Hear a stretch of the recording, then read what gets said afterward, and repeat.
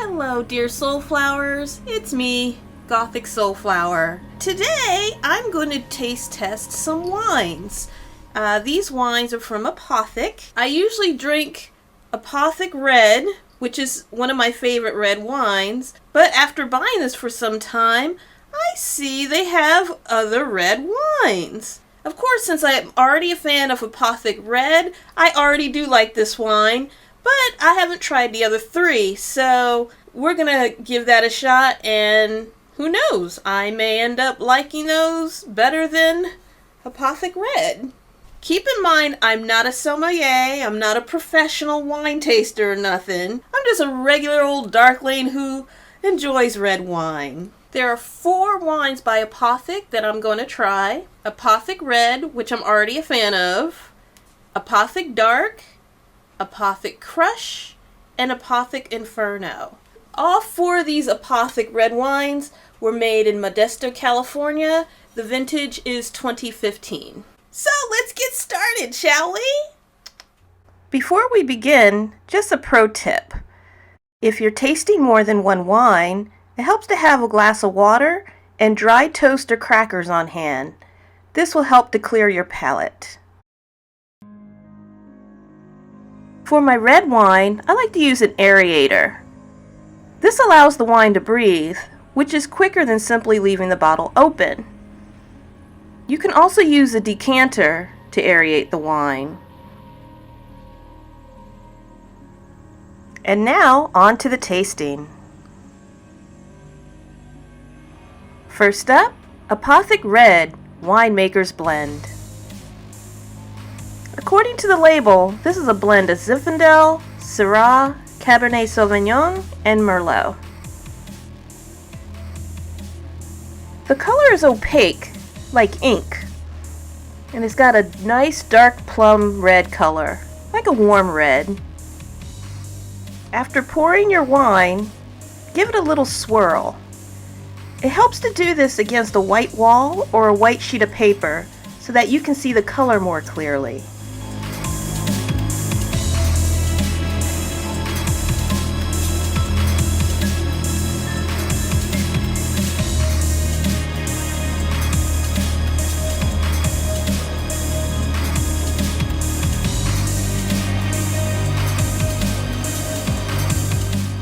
Now look at the wine against the glass, how slow it drips down.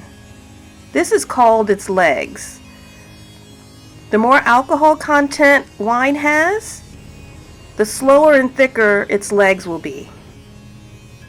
Next, take a nice deep whiff, also called the nose of the wine. Then take a taste. It helps me to go immediately back and forth between smelling and tasting the wines so that I can better detect the taste and smell. Next, swirl the wine in your mouth so you get an idea of how it tastes and how it feels. This is called the mouthfeel of the wine or the body of the wine. Often, the mouthfeel or the body of the wine corresponds with the body of milk. There's skim milk, which corresponds to a light-bodied wine. Then 2% usually corresponds to medium, and then whole milk usually corresponds to a full-bodied wine.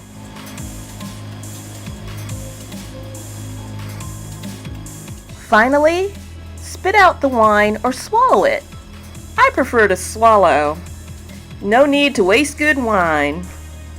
After swallowing or spitting out the wine, detect its finish. Does it have a short finish, a medium finish, or a long finish? The long finish, meaning you can still taste the wine after you've swallowed it. The body is medium, and the taste? I taste a hint of vanilla, I definitely taste the mocha, and I taste the plum. The smell is of blackberry and plum, and the finish is a medium finish. Here are my notes for Apothic Red.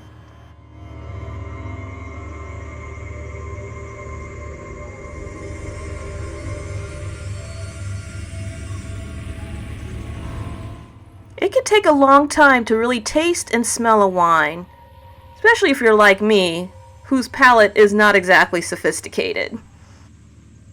It's normal to not understand what you're tasting or smelling, other than grapes, obviously. So what do? It's okay to cheat in this instance. Take a look at the back label of a wine. They'll usually have notes of what their wine is supposed to taste like.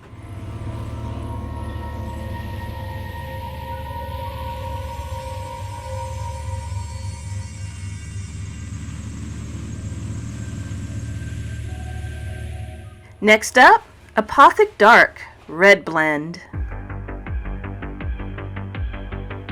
Well, we can see why this is called dark. It's nice and opaque, looks like velvet, and it's got a nice dark cool red, almost black.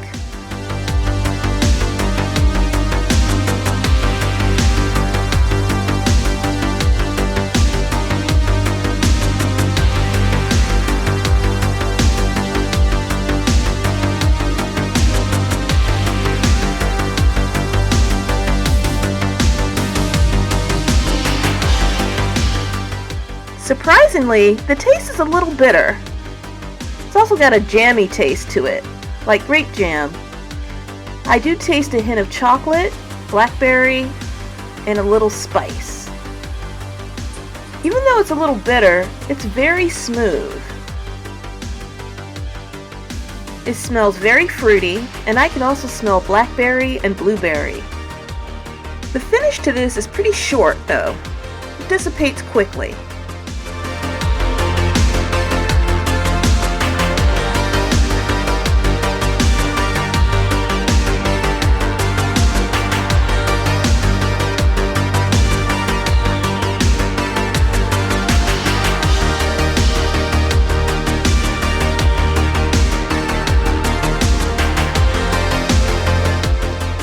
Next up, Apothic Crush Smooth Red Blend. As you can see, the color is opaque, velvety, and it's a warm cherry red.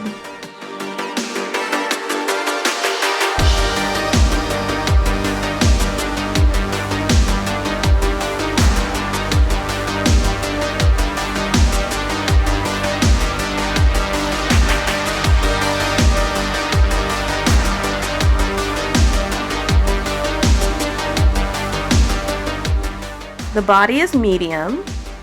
I'm tasting a hint of caramel, a bit of oak, and it's very fruity, like a fruit juice almost.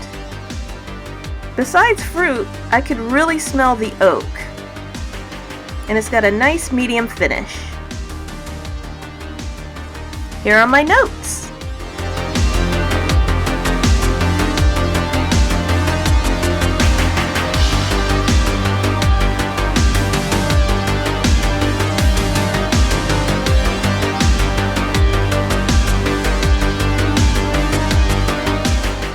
Last up, Apothic Inferno, aged in whiskey barrels for 60 days.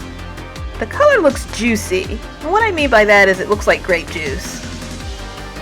Nice warm blood red to it as well.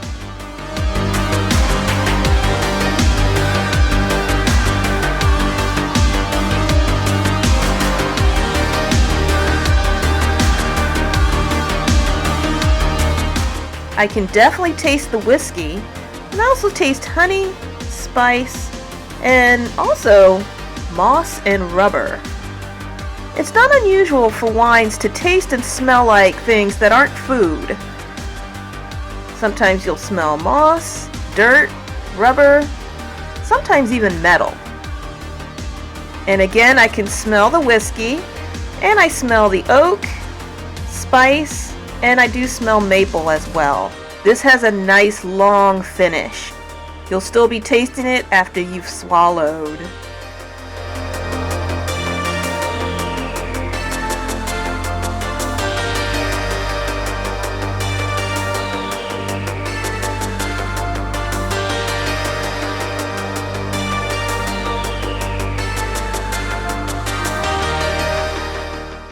Alright, dear lovelies, that's the end of the taste test. And I do have a favorite one. First of all, Which one did I like the least? Unfortunately, the one I liked the least was Apothic Dark. I found it jammy and it was really close to Merlot. I don't mind a good Merlot, but it's not my favorite wine usually. In third place is Apothic Crush. Good wine, nice and oaky, and I did notice a fruitiness to it. So it's not a bad wine, it's just out of the four, it's my third favorite. So, which one's my favorite? In second place, yes, Apothic Red. It is no longer my favorite out of the four.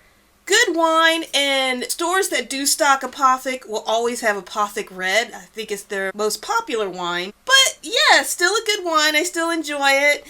But it's no longer my favorite. My favorite's got to be, yes, ladies and gentlemen, Inferno. Yeah, I like the fact that it's aged in whiskey barrels. I'm digging it. I love the long finish of it, and if I find wine that is too weak, I can drink the whole bottle and it don't do a thing. Where this one, I can do 2 glasses max. I only need 1 usually. If I'm having a really shitty day, then 2, but no more than 2.